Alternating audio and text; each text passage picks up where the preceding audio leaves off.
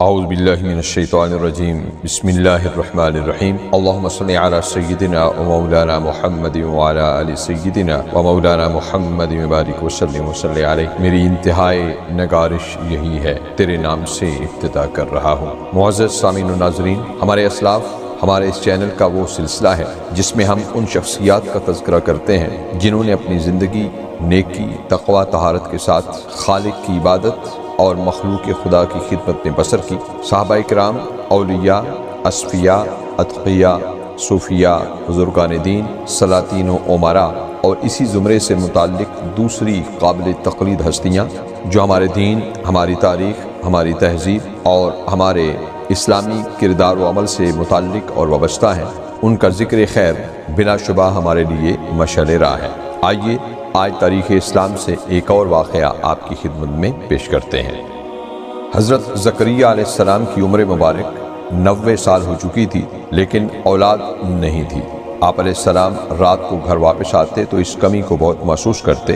اولاد سے محرومی کا تصور دل کو بے چین کر دیتا، اور جب عمر کا خیال کرتے تو ساری امیدیں منقطع ہو جاتی۔ آپ علیہ السلام سوچتے کہ حکمت کا وارث کون ہوگا، اس بار امانت کو کون اٹھائے گا، کسی مضبوط ہاتھ کا ہونا ضروری ہے۔ یہ سوچ حضرت زکریا علیہ السلام کو بہت پریشان کرتی۔ بہرحال حضرت زکریا علیہ السلام کی زبان پر شکر اور اللہ کے فیصلے پر صبر و استقامت تھی۔ حسب معمول ایک روز حضرت زکریا علیہ السلام ہیکل تشریف لے گئے، نماز ادا کی اور دوسرے مناسک و معمولات سے فارغ ہو کر اپنی بیوی کے پہلے فوت شدہ خاوند کی بیٹی حضرت مریم علیہ السلام کے حجرے میں تشریف لے گئے۔ حضرت مریم علیہ السلام کسی گہری سوچ میں تھی اور سامنے بے موسم کے پھل پڑے ہوئے تھے۔ آپ علیہ السلام ان پھلوں کو دیکھ کر حیران رہ گئے۔ آخر حضرت مریم علیہ السلام سے اس راز کے بارے میں پوچھ لیا۔ مریم علیہ السلام نے عرض کیا، یہ سب اللہ کی طرف سے ہے، جو ہی صبح ہوتی ہے تو یہ رزق حاضر پاتی ہوں، حالانکہ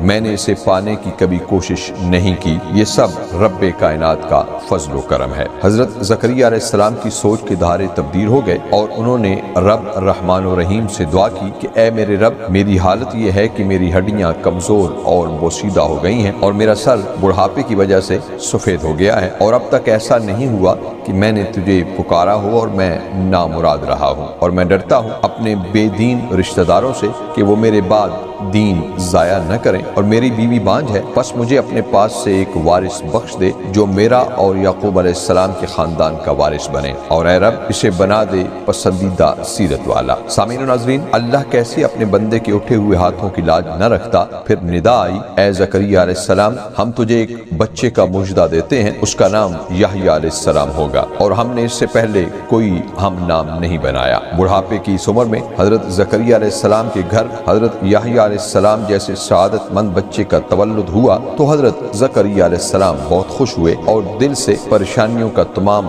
غبار دھل گیا، اور پھر رب ذوالجلال نے حضرت یحییٰ علیہ السلام کو نبوت عطا فرمائی۔ سچ ہے کہ محب خاتم النبیین صلی اللہ علیہ وسلم کی ذات قادر مطلق ہے، صرف عاجزی اور خلوص کے ساتھ حرف دعا زبان پر لانے کی دیر ہے، پھر دیکھیے کارخانہ قدرت سے کیا کچھ نہیں ملتا۔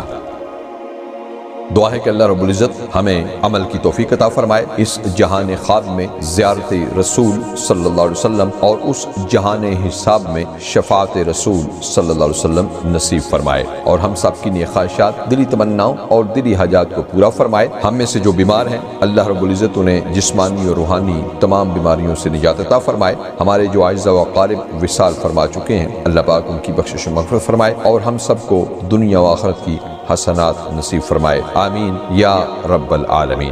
سامعین و ناظرین، ہمارے اس چینل کا مقصد دعا کیجئے، دعا دیجئے اور دعا لیجئے، نیک بنیے، نیکی پھیلائیے۔ اس چینل کو جوائن کر کے اگر آپ ہمارا ساتھ دیں گے تو ہمیں دلی خوشی ہوگی۔